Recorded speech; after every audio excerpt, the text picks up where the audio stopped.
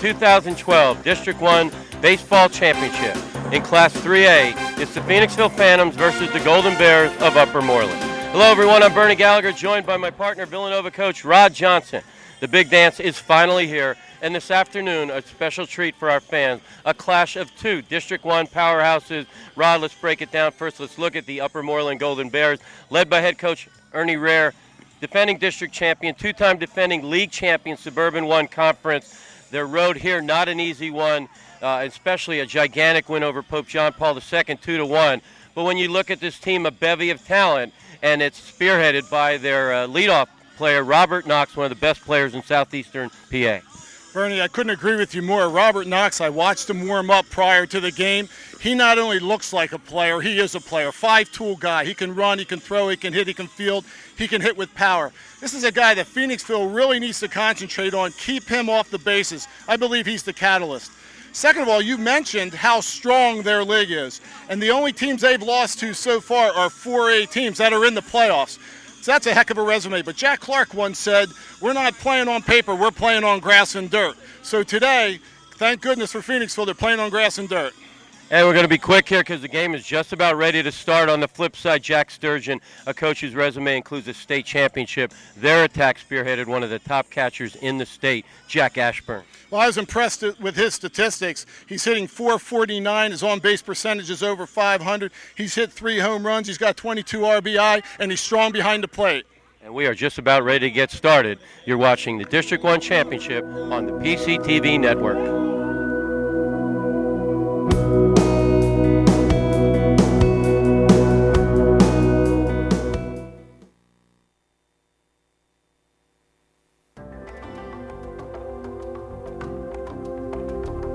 Meet Joe Can Do That. Joe Can Do That can fix anything. He can fix your car. He can fix your vacuum cleaner. He can even fix your electrical problems. But do you really want him to? Call Gehringer Mechanical today for all your electrical needs. Joe Can Do That does.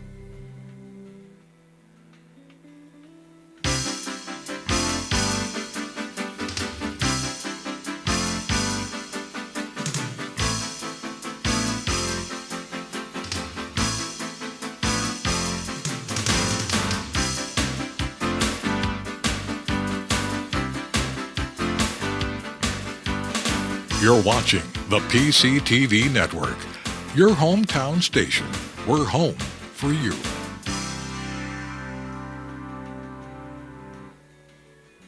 Just down the street, there's a hardware store with great tools, products, and expert advice. We've got everything you need because we know the community and we know our customers. So next time you have a home improvement project, drop by your local True Value hardware store. True Value. Start right. Start here.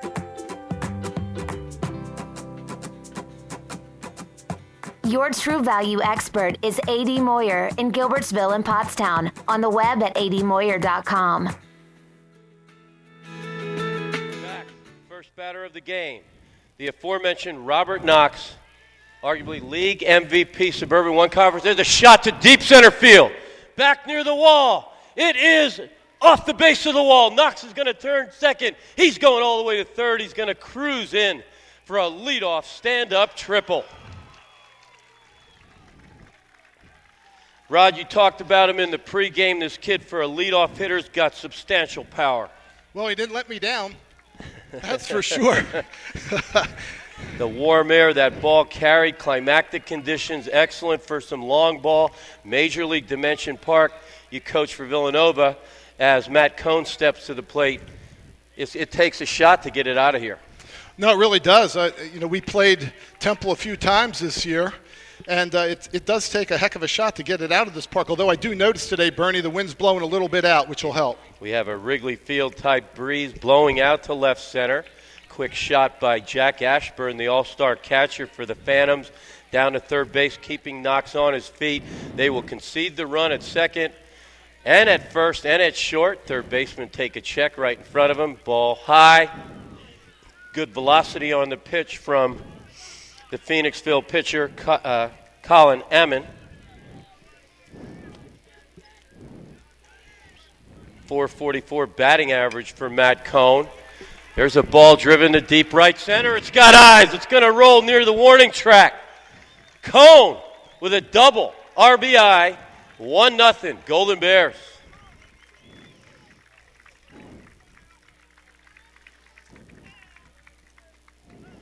Getting the ball up a little bit early, uncharacteristic for Colin Ammon. Well, I was a little nervous for Phoenixville prior to the game. I was looking at the statistics for Upper Moreland, and I thought their first 3 or 4 hitters especially were very strong, and they have proven that so far. And Sean Valenza will step in, the shortstop, number 9, carries a .306 average, 3 home runs. Good RBI guy, and Rod, you got to like this, 19 base on balls, very patient hitter. There's a ball driven to right field. It's going to drop in for a hit. Runner on second had a hold to make sure it drops in. Wise base running with no one out. Cohn will advance to third as Valenza singles to right. Men on first and third, still nobody out. Bernie, they seem to have right field and right center field gap locked in right now. A well-placed infield timeout. Jack Ashburn, the quintessential coach on the field, is going to talk to his pitcher a little bit, and Jack Sturgeon, the manager for Phoenixville, a coach whose resume includes a state title in 2002. Quickly, we have activity in the Phoenixville bullpen.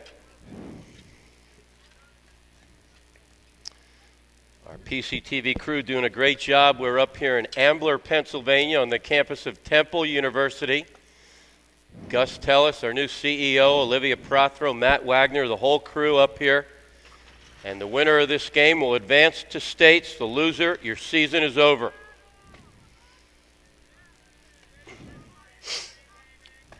Double play depth up the middle. They'll concede a run if they can turn 2. I think Coach Sturgeon be happy to trade that off, a double play for a run right here.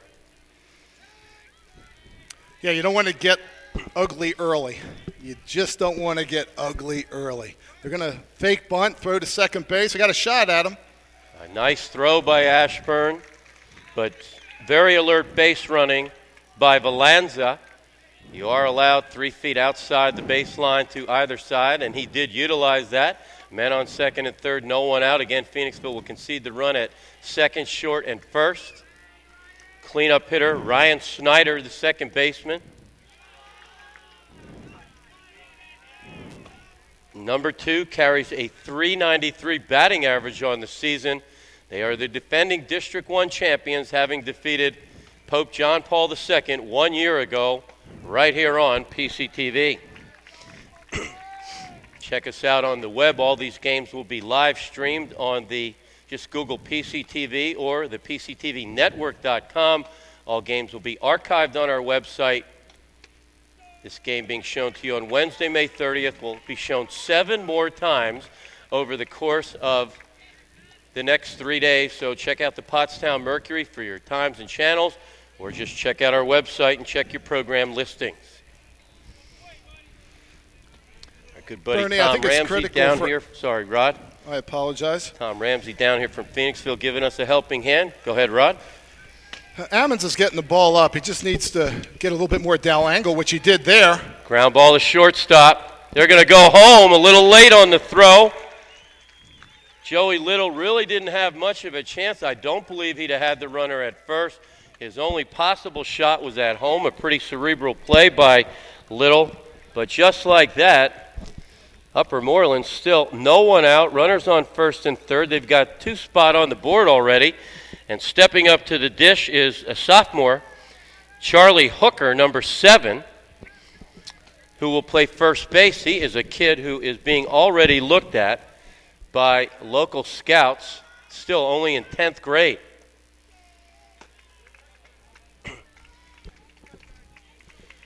Rod, Colin Ammon pretty much dominated through the Pac-10, arguably the toughest league in the state. A little surprising to see the Ace having some problems early on. Ball lifted in the right center field. Should be deep enough to score the run. Nice play by Ryan Yenchik with a strong throw. Runner on first base, unalert to the fact that he missed the cutoff. Should be on second base right now. But Phoenixville finally gets that first out. Coach from Upper Moreland, Coach Rare, will take that RBI sac fly. Stepping up to the plate now, number 11, the DH, Mike Janis. He will bat for the third baseman, number 21, Mike Cavanaugh. Bernie Hooker did a good job of getting the bottom of the ball, getting it into the outfield. It was a strong throw to the plate. The trajectory wasn't too high. Otherwise, I believe the runner on first could have taken second quite easily.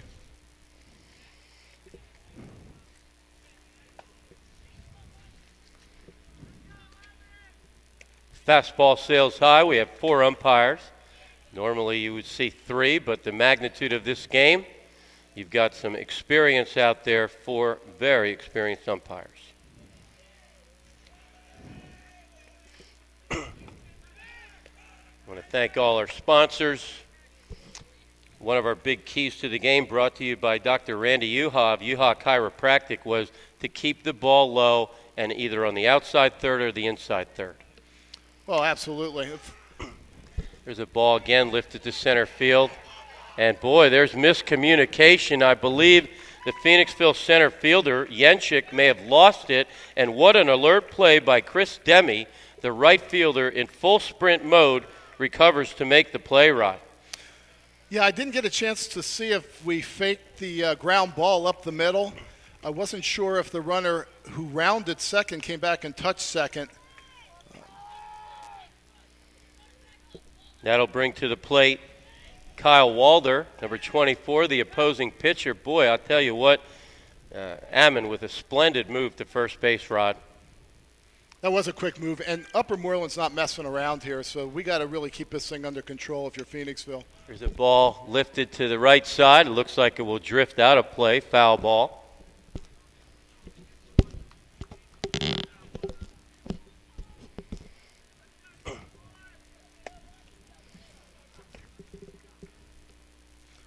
No balls, 1 strike, 2 outs, top of the first, 3-0, Upper Moreland in the white. Phoenixville in the black with the purple accents.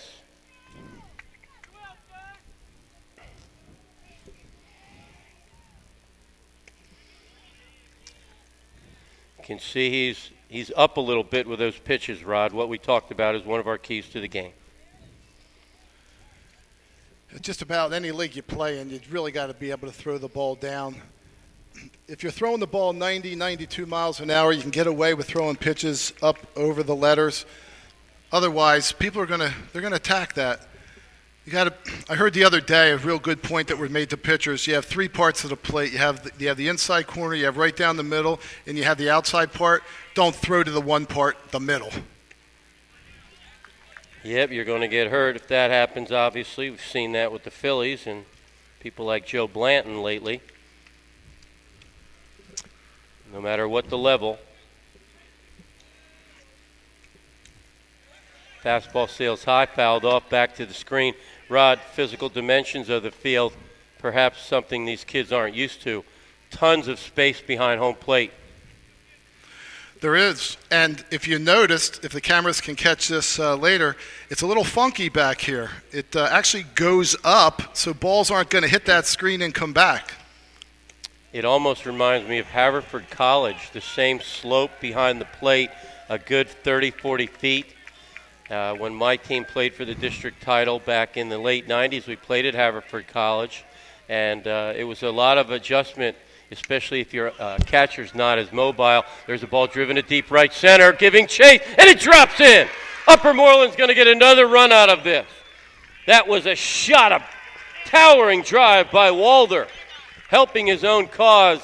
Hasn't even thrown a pinch yet, but he got another RBI, and you got a 4th spot on the board in the top of the first.